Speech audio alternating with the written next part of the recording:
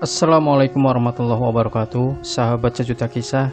Terima kasih untuk Anda yang sudah mengirimkan cerita pengalaman mistis Anda, baik yang sudah mengirimkan lewat email maupun lewat WA.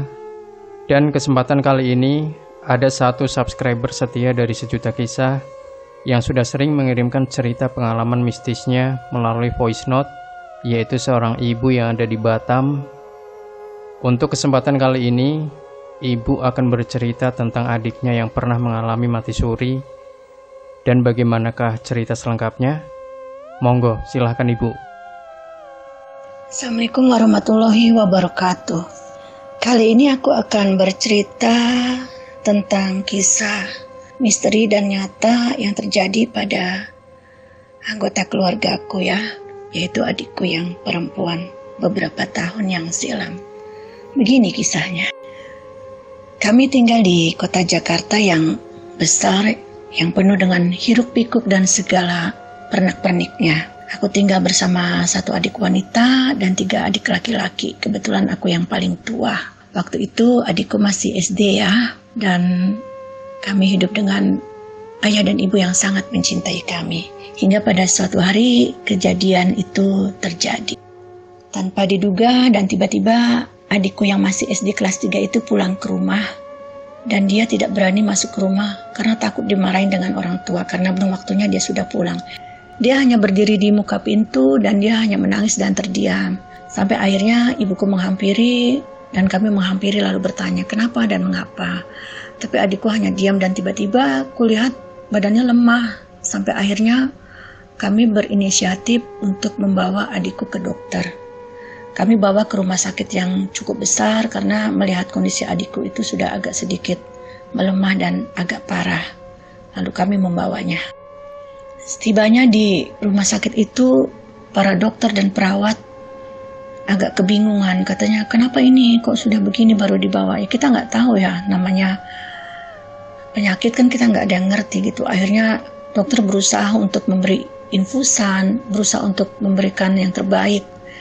Ya intinya sudah masuk ruang UGD lah. Adik perempuan kecilku itu, kasihan aku melihatnya dengan muka yang pucat ya, dengan badan yang lemah. Dan susternya berkata bahwa infusannya ini tidak bisa masuk di tangan. Kami semua bingung ya. Sampai akhirnya diakalin gimana caranya adikku dililit dengan selimut yang tebal untuk didapatkan kehangatan supaya suhu tubuhnya normal kembali agar infusannya itu bisa masuk. Dan aku secara tidak sengaja mendengar perkataan dokter dan perawat itu bilang, berdoa ya dek, mudah-mudahan infusannya bisa masuk, biar bisa dapat pertolongan. Tapi pada saat itu kulihat adikku sudah menutup matanya. Ya kami sedikit harap-harap cemas dan berdoa, supaya adikku bisa mendapatkan pertolongan yang terbaik dan bisa sadar kembali ya. Setidaknya di ruang UGD itu adikku bisa untuk menerima infusan. Ya selang beberapa menit, gak sampai jam lah ya, tiba-tiba Tuhan kasih mukjizatnya, adikku bisa menerima infusan ke dalam tangannya. Dan alhamdulillah adikku bisa dirawat beberapa hari, mendapat pertolongan dan dokter memvonis katanya adikku kena demam berdarah. Ya namanya penyakit kita tidak tahu ya, kadang tempat kita bersih aja penyakit masih datang dengan tidak terduga. Dirawat beberapa hari, akhirnya adikku pulang kembali ke rumah dengan berbagai macam ceritanya. Terus aku bilang sama adik, ya udah adik, bersyukur sama Tuhan berarti masih dikasih kesempatan untuk bisa hidup umur panjang. Alhamdulillah, ya lebih banyak lagi lah ya.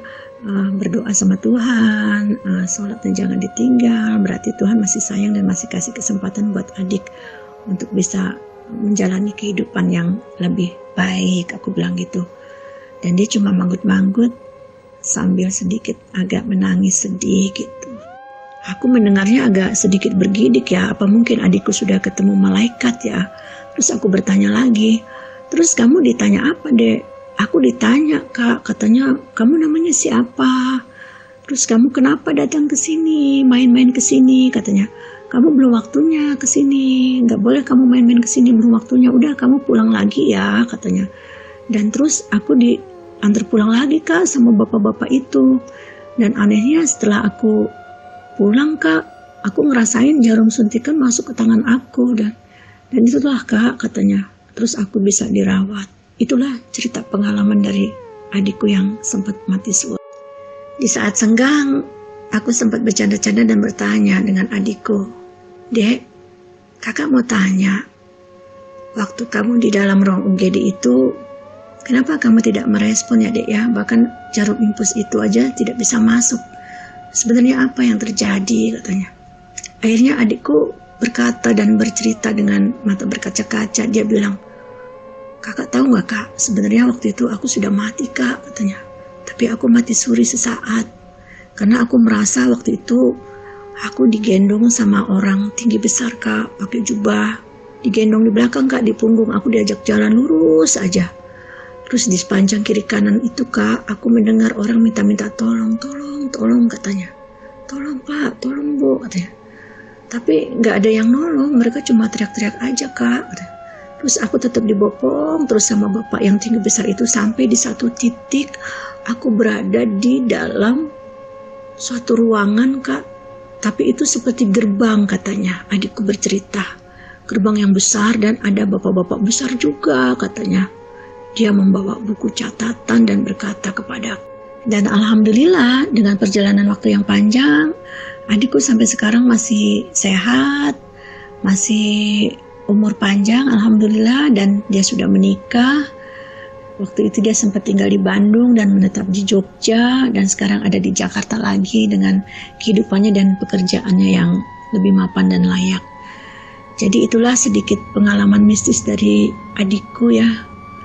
Ternyata kalau mati suri itu memang benar terjadi dan ada. Karena adikku sendiri mengalami dan dia bercerita apa yang dia sudah alami di dalam perjalanan mati suri itu.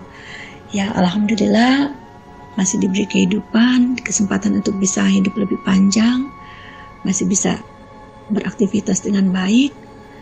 Dan inilah sedikit pengalaman cerita dari adikku.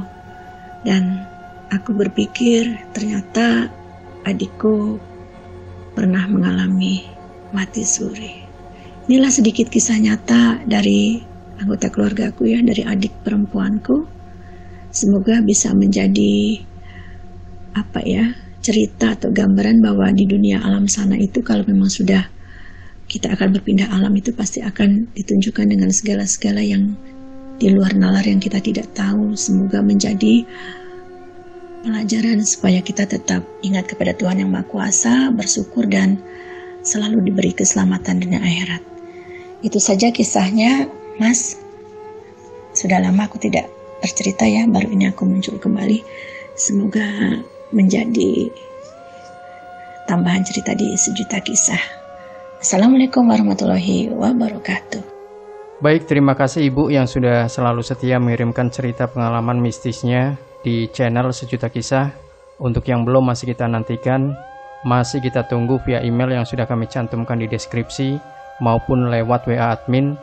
Dan jangan lupa tinggalkan komentar Anda, like, share video ini, subscribe channel Sejuta Kisah, dan kembali nantikan cerita-cerita mistis terbaru dari kami. Wassalamualaikum warahmatullahi wabarakatuh.